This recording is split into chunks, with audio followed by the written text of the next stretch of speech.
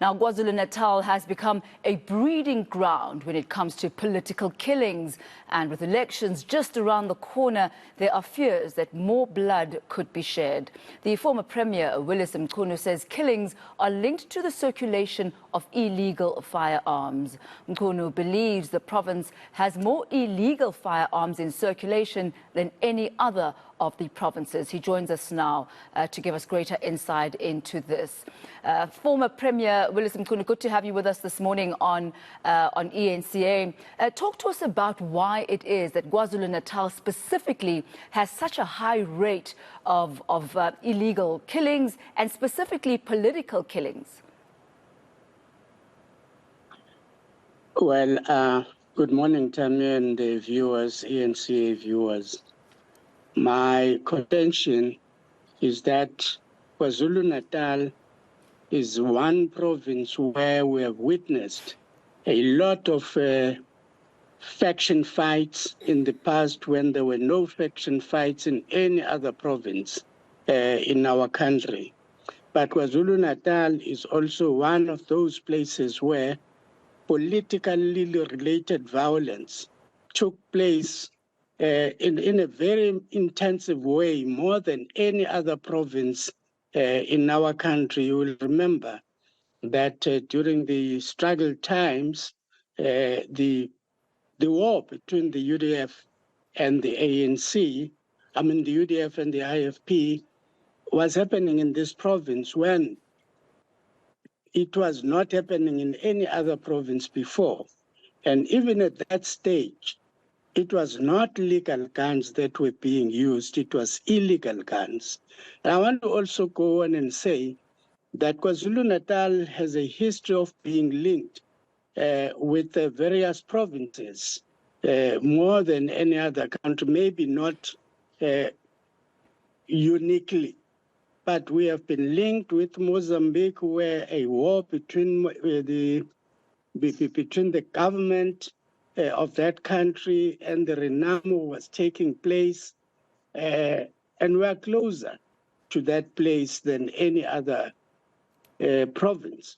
Now, in that sense, therefore, the argument can be sustained that KwaZulu-Natal has faced a lot of skirmishes in which illegal firearms have been used, but also the sources of illegal firearms have been identified in KwaZulu-Natal more than in any other province. When it comes to taxi violence, ministers have claimed time and again that where you find tax violence happening in other provinces, a KwaZulu-Natal person is there, is found there. So it's, and Premier, this brings former Premier, this brings me to my next question, which you started touching on, and that is the source of these illegal guns. Where are they coming from? You spoke earlier on about the history of KwaZulu-Natal, and we know towards the end of apartheid and even during the apartheid years that KwaZulu-Natal and some political parties in KwaZulu-Natal were being provided with weapons by the former apartheid government. So that's one source, but that's the past. Fast forwarding to today, where are these illegal guns coming from? My recollection is that when it was revealed by the minister in the past, the current minister, one of the sources was, of course, the disarming, I can call it that, the disarming of police, which happens in a very, very large scale, but also the disarming and stealing from other private citizens, which means the safekeeping of guns is a very important area that needs to be looked into. But as I was saying, we cannot also rule out that when there are wars in Africa and our borders are porous, some of the guns can have a way of being infiltrated into our province. You spoke about the disarming. So it's all the areas that need to be looked into. You spoke about the disarming Yes. of police, and that infers that a crime was committed against the police where criminals actually stole the guns from the police. And we have heard as well, coming out of Parliament in some Q&As, of former police officers who admitted that they were actually in cahoots with criminals, that they sold guns that were going to be used for illegal crimes and for crimes. What is your comment on that? Do you think it's more a criminality against the police, or police themselves collaborating with criminals in order to infiltrate the market with illegal guns? Well, my contention would be that it's both.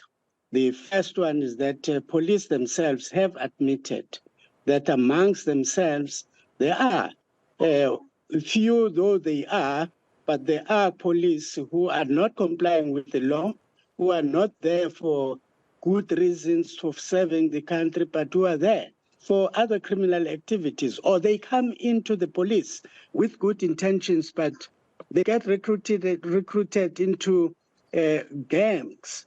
And that's one of the problem areas. But also we can't rule out the fact that some police have been attacked when they were on duty and were having guns on themselves, or even when they are out of duty. So it's both. But this calls for a very intensive safekeeping method by private citizens, but also by the police. But you will also remember that some guns have gone missing in police stations, and that is a fact that has been seen publicly.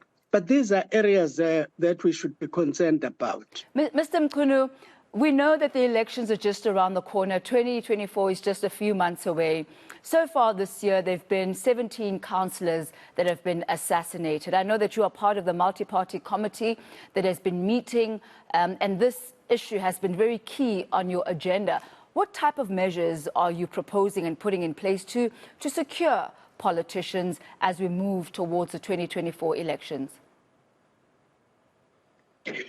Well, at the meetings where I've participated, the issue, meetings convened by the MEC for community safety and liaison in KwaZulu-Natal, Mr. Sipho Muga, the issue has been raised very sharply, and the issue that has been requested, particularly from the security cluster, is that our intelligence community must be strengthened. It must be strengthened, and it must be, there was a request that they intensify their proactive activities so that the planned assassinations are discovered in time.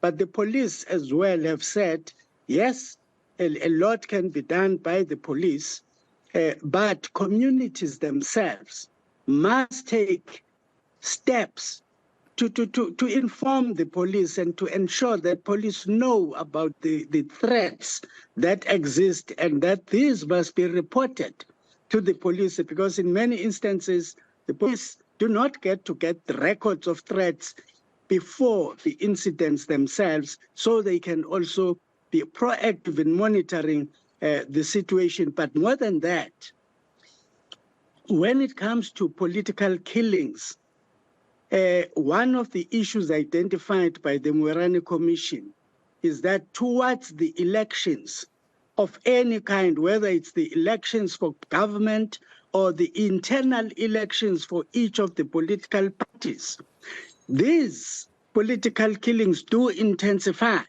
And that's the phenomenon that must be addressed not only by the police, it must be addressed by political parties themselves. And a call was made by all political parties that we, on our part, must go out and ensure that we deal with areas where there are threats. Nongoma, for instance, in our case, has been identified as a very, very precarious area at this point in time. It's not the only one. And you certainly, the multi-party. And you're certainly on point with that, Mr. Mchunu. Unfortunately, we'll have to leave our conversation at that for this morning. But thank you so much for your time, as well as the insight that you've been giving into the proliferation of illegal firearms and these political killings that we're experiencing, particularly in KZN, in KwaZulu-Natal, rather. Thank you so much for your time.